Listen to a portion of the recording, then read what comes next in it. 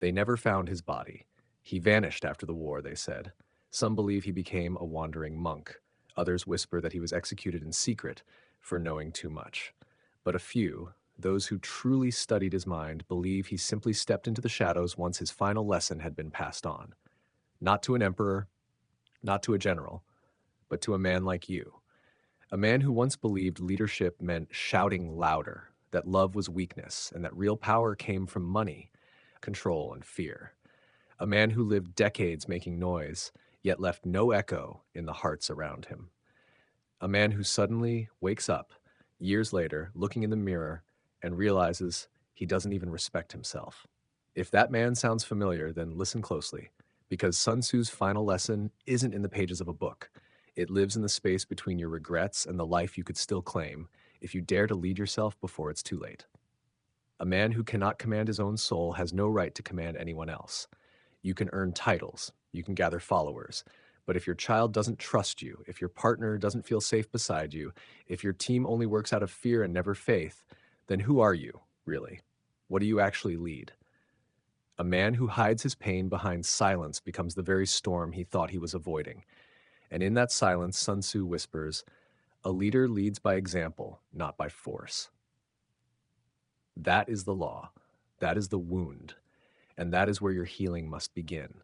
Because leadership is not a job, it's not a rank, it's the quiet integrity of choosing to become the kind of man others feel safe to follow, not because they have to, but because they want to. But you cannot lead others until you've looked at the broken parts of yourself and chosen to stay. Not to run, not to numb, not to pretend, but to lead yourself. Have you ever truly sat with the version of yourself that failed? Not just the one who made a bad deal or lost a job. I'm talking about the you who betrayed his own values, the you who abandoned his dreams, the you who stood in front of someone he loved and didn't speak up when it mattered most. We run from that man, we bury him, and we call it moving on. But he doesn't leave. He stays. He becomes your temper, your cold silence, your passive aggression, your panic attacks at night when everyone else is asleep, until you turn around one day and wonder, where did all my peace go? Sun Tzu doesn't say destroy that man. He says regard your soldiers as your children, and they will follow you into the deepest valleys. What if the broken parts of you aren't enemies? What if they're soldiers waiting for their commander to return? The child in you who still hurts from rejection, the teenager in you who never felt seen, the man in you who's trying his best but is terrified he's not enough. What if they're not burdens to hide, but your true army, needing only your attention, your compassion, your direction? That is what it means to lead from the inside out. And when you do, something incredible happens. People feel it. You walk into a room and your presence says, I've fought the darkest parts of myself and made peace. You don't have to dominate anymore. You don't have to prove anything. You don't even need to speak, because men who have made peace with themselves carry a different kind of power. It's quiet, but it shakes the ground. You want loyalty in your team? Treat them like people, not pawns. Know their names, their birthdays, their wounds. Build a space where they can grow, not just produce. Because power doesn't come from obedience, it comes from trust. And trust is born from care. Sun Tzu knew this. He warned, treat your men as you would your own beloved sons, and they will follow you into the deepest valley. It sounds soft. It sounds emotional. And yet, it is the most strategic form of leadership there is, because no one fights harder than someone who feels genuinely cared for. But the hardest war is not with others. It's with yourself, with your doubts, your fears, that silent voice in your head whispering, you're not enough, you never were. You hear it more often than you admit. Late at night, in the mirror, after a failure, before a risk. And that voice is wrong. You are enough, but not when you hide, not when you run, not when you pretend. You become enough the moment you decide to return to the battlefield of your own heart and stay there. You lead when you show your son how to cry, not just how to fight. You lead when you listen to your wife without fixing her. You lead when you tell your team, I don't know, but we'll figure it out together. Leadership is not about having answers. It's about creating safety for questions. And still, the hardest part remains. Forgiveness. Not for others, but for yourself.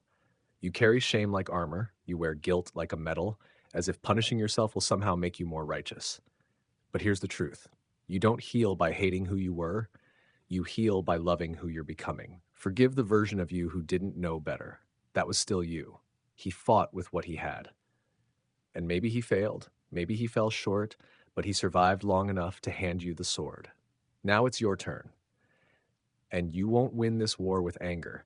You'll win it with softness, with patience, with faith in you. Because as Sun Tzu said, you have to believe in yourself. If the mind is willing, the flesh can go on and on without many things. But belief doesn't just happen. You build it through action, through truth, through presence. There's one more thing you must know.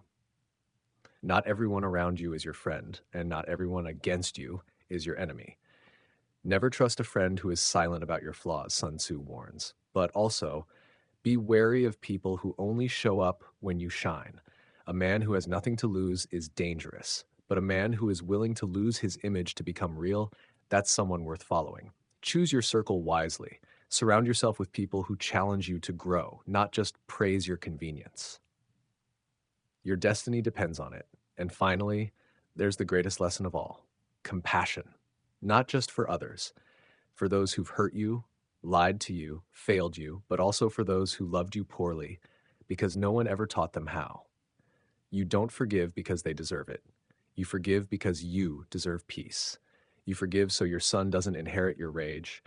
You forgive so your body can breathe again. You forgive so your life can begin again. Sun Tzu understood this in a way most men never do. He said, to defeat the enemy without fighting is the acme of skill.